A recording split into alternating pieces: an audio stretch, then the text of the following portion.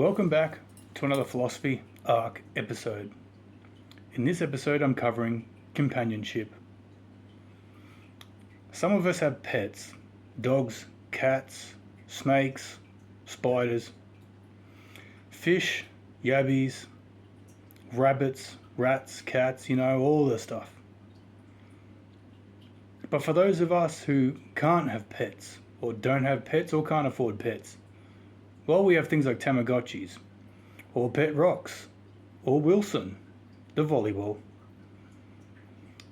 And if we don't have that, or can't have that, well, folks, here's a little life hack. We still have us, inside of here, and here, the heart, the soul, and the mind, that little voice in the back of our head, the gremlin that nags us to have a cigarette on Tuesdays at the pool comps, We're never alone, folks. Hell, I have all the people that have ever lived, that have ever loved, that have died, and I can talk to them anytime I want. They're still here. Well, not in reality, but in spirituality, they are. We're never alone, folks, because we can talk to anyone and anything. We can talk to the rocks and the trees and the rivers and the fish. We can talk to the dead. We can talk to God. And there's many gods out there. So I should really say we can talk to the gods. Because they're all of us. They're all around us. They come from us. They're built upon us from mythology and all the powers of time. We are never alone, folks. That being said, if we are the only intelligent creature and being within this solar system, inside of this spiral arm of this galaxy, the Milky Way, wouldn't that dictate and mean that there's a few other extra spiral arms of this galaxy? And if we zoom out far enough to the point that every dot of light in the night sky with enough magnification is another galaxy. People have done the maths and the numbers and the science behind this, and I don't think we're alone. We're never alone, folks.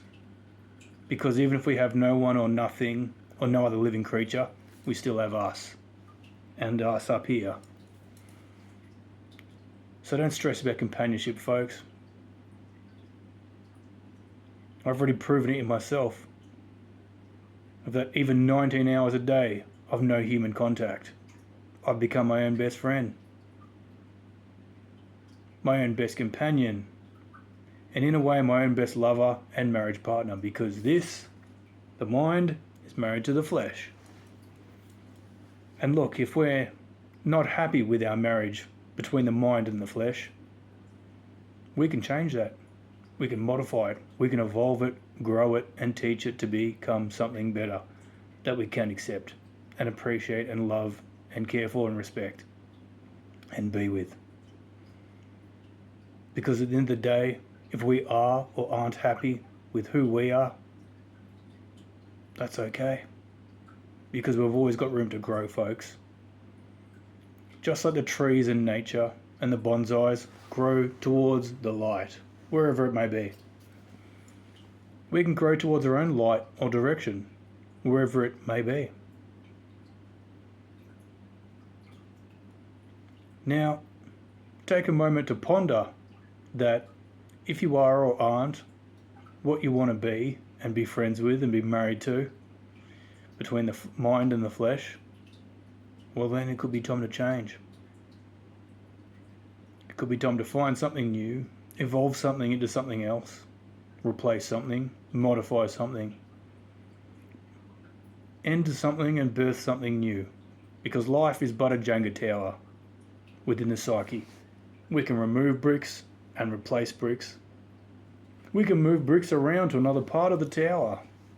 We can rebuild the foundations, the walls, the roof, a new coat of paint, a bit of maintenance, some sanding and plastering and filling the gaps, chucking a few nails to hold down an old panel that's a bit wobbly, Life is modifiable.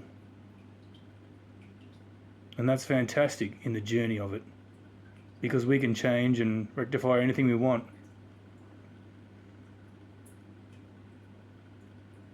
Now, take care, folks. And if you have a companion or not, look inside. Or buy a pet. Get a furry four-legged friend and create a partnership of the universe, you know. You and them together forever against the world. Or in concert and companionship with the world. Go out there and find someone who you can love and appreciate and be with and talk to. And have a good time. This is Phill-osophy Arc. I love you all and I love myself. Catch you later. Hey, Future Racer here. If you're finding the Phill-osophy Arc series inspirational, educational, entertaining, humorous, or it's giving you a little smile, think about liking and subscribing. If you have a family member, loved one, or friend who you think could equally benefit from this series, think about sharing it with them.